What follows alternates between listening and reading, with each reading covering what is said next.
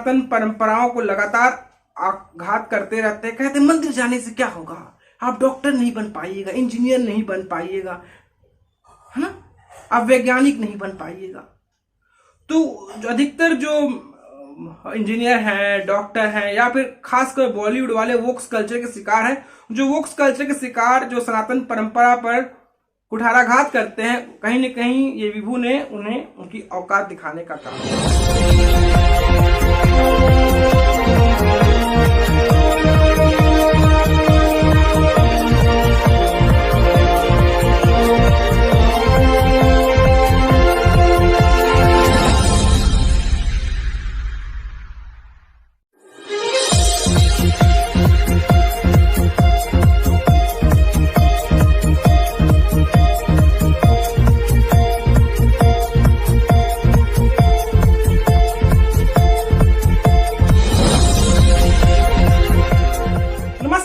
वत्सले मातृभूमि, नमस्ते, जय श्री राम, हर हर महादेव। एक बार फिर आप सभी दोस्तों का जनमानस समाचार के आज के हमारे इस डिजिटल प्रसारण में आपका स्वागत है। आज जो हम चर्चा करने वाले हैं, हमारा चर्चा करने का जो केंद्र बिंदु है, उस पर जो हम बात करने वाले हैं, तो वो ऐसा टॉपिक है जो लोग कहते हैं कि आप मंदिर जाइएगा तो आपको क्या फायदा होगा, आपको डॉक्टर बनना है, इंजीनियर बनना है, वैज्ञानिक बनना है, तो आप मंदिर जाकर आपको क्या मिलेगा। आप मंदिर जाइएगा, पूजा पाठ करिएगा, सनातन परंपरा से खुद को वशीभूत करिएगा, तो आपको क्या मिलेगा। आपको पुजारी बनकर क्या करिएगा, अगरबत्ती दिखाने से क्या होगा। ऐसे वोक्स कल्चर, ऐसे वोक्स मानसिकता वाले लोग हमारे देश में जर्रे जर्रे पर मिलेंगे। और हमारे देश में कुछ ऐसे भी लोग हैं जो कहते हैं कि आप हिजाब विवाद को बेवजह ही तुल दे रहे थे। आप हिजाब विवाद में हिजाब पहनकर अल्लाह अकबर की नारा तकबीर करने वाली मुस्कान के साथ आपने जाती की थी, वो कॉलेज टॉपर हो गई। वो हिजाब पहनी थी, अल्लाह का शुक्रगुजार होना चाहिए कि हिजाबन वो टॉपर हो गई। कर्नाटका में हिजाब विवाद बहुत था। चलिए, मैं कोई विवादित बात नहीं करना चाहता, कोई विवादित टिप्पणी नहीं करना चाहता, लेकिन जो आज हम चर्चा करने चाहते हैं, आज इस चर्चा में हम आपको ले चलते हैं देश की पौराणिक राजधानी वाराणसी। मेरी भी खुद वाबस्ता वाराणसी से है। वाराणसी के ही रहने वाले विभू उपाध्याय ने नीट में धमाल मचाया है। उन्होंने नीट क्वालिफाई किया है। विभू की चर्चा इसलिए भी हो रही थी, जो सज्जन कभी बनारस गए होंगे, बनारस के दशाश्वमेध घाट में, या फिर बनारस के तमाम घाट में, शीतला घाट में, 80 घाट में आपने जो आरती देखी है, आपने जो उन लड़कों को जो धूप दिखाते हुए, आरती दिखाते हुए माँ श्रद्धे गंगा को देखा है, उनमें से भी वो थे, वो गंगा आरती करते थे। वो जो है उन्होंने कमाल किया है। विभू उपाध्याय ने नीट परीक्षा के 720 अंक में से 622 अंक हासिल किए हैं।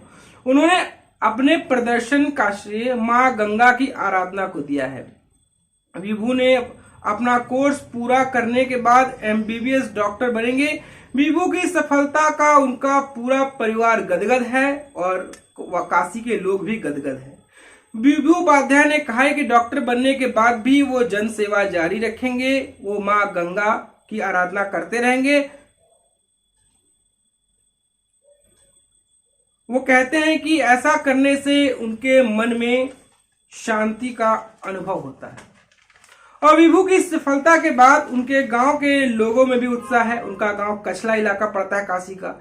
विभू ने कहा कि गंगा मैया ने मुझ जैसे लोगों को सेवा के लिए चुना है, मैं उन्हें कभी निराश नहीं करूंगा। उनकी कृपा से ही मैं आज इस मुकाम को हासिल कर पाया हूं। मेरी कामयाबी के पीछे मेरे पेरेंट्स और पूर्व DM DK सिंह का भी मैं धन्यवाद देता हूं। उन्होंने ही 2019 में काशी के तमाम घाटों में ये आरती करना शुरू किया था। जो आरती जो गंगा में के किनारे होती है वाराणसी में, वो कौतूहल का विषय वस्तु है, वो चर्चा का विषय वस्तु है, और वो गंगा और काशी की फिजाओं में भक्ति का रस बयार बहाने का काम करती है।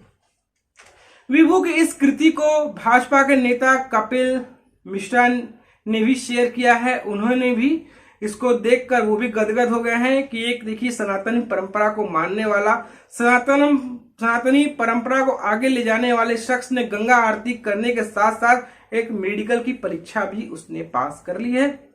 यह हम सनातनियों के लिए गौरवान्वित करने वाला पल है। हम देखते हैं कि हमारे देश में वोक्स कल्चर करने के मानने वाले लोग हैं जो सनातन परंपराओं को लगातार आघात करते रहते हैं। कहते हैं मंदिर जाने से क्या होगा, आप डॉक्टर नहीं बन पाइएगा, इंजीनियर नहीं बन पाइएगा, है ना, आप वैज्ञानिक नहीं बन पाइएगा। तो अधिकतर जो इंजीनियर हैं, डॉक्टर हैं, या फिर खासकर बॉलीवुड वाले वोक्स कल्चर के शिकार हैं, जो वोक्स कल्चर के शिकार जो सनातन परंपरा पर कुठाराघात करते हैं, कहीं न कहीं ये विभू ने उन्हें उनकी औकात दिखाने का काम किया है।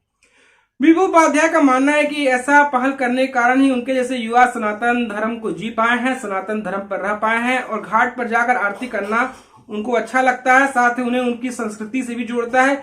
विभू ने कहा कि जो आरती करने के दौरान जो सनातनी ड्रेस पहनते हैं उस वस्त्र की उन्होंने तारीफ की है। उन्होंने कहा कि उनका मन गंगा आरती के कारण ही केंद्रित रहता था और शांत रहता था और रोज 1 घंटे आरती करने से उनके जीवन में आनंद का अनुभव होता था।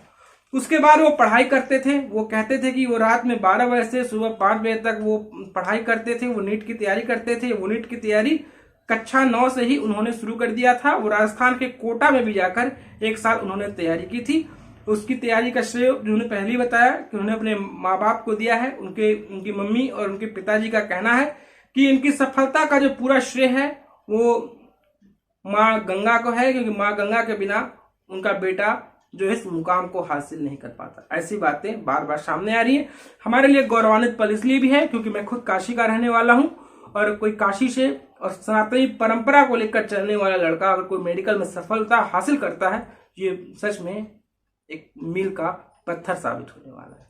तो दोस्तों, आपको हमारी कहानी कैसी लगी, आपको हमारा एपिसोड कैसा लगा, आप मुझे जरूर बताएं। दोस्तों, आपसे गुजारिश है, निवेदन है कि आप हमारे चैनल को लाइक करें, शेयर करें, सब्सक्राइब करें। और हाँ, जाते जाते ये जरूर बोलूंगा, जो लोग कहते हैं कि मुस्कान जो हिजाब पहनकर कॉलेज में टॉप कर सकती है, तो भाई एक सनातनी परंपरा का निर्वहन करने वाला शख्स गंगा आरती करने के साथ साथ वो मेडिकल का एग्जाम भी पास कर सकता है। और मेडिकल का एग्जाम पास करना कोई आसान बात नहीं है, वो भी वो जनरल कैटेगरी से आता है, समझ लीजिए। तो लाइक शेयर सब्सक्राइब जरूर करिएगा। नमस्कार।